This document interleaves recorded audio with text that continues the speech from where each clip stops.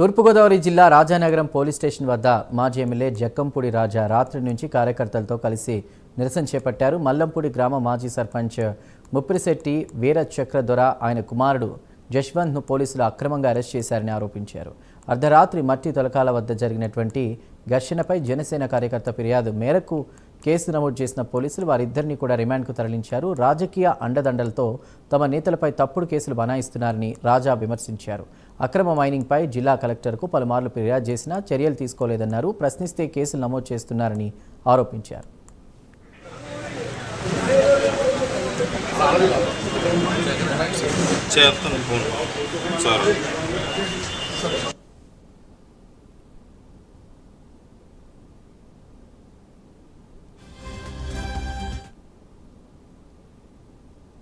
ఒక పెద్ద మాఫియా కింద నడుస్తూ ఉన్నటువంటి పరిస్థితి. ఎవరైనా ఎదిరిస్తే వాళ్ళని డైరెక్ట్గా గుద్దేయడం, కొట్టడం, కేసులు పెట్టడం, తిరిగి వాళ్ళనే ఇబ్బంది పెట్టేటటువంటి కార్యక్రమం.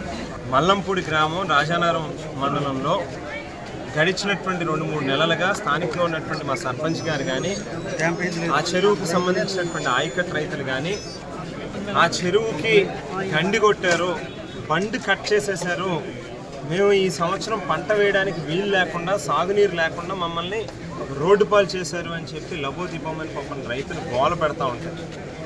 కలెక్టరేట్కి వెళ్ళి కంప్లైంట్ ఇచ్చారు, ఆర్డీఓకి కంప్లైంట్ ఇచ్చారు, ఎంఆర్ఓ గారికి ఇచ్చారు, స్థానికంగా ఉన్నటువంటి పోలీస్ స్టేషన్లో కంప్లైంట్ ఇచ్చారు. ఇవేవి వాటి మీద ఎక్కడా కూడా యాక్షన్లు ఉండవు, కేసులు ఉండవు, అవతల వాళ్ళ మీద చర్యలు ఉండవు.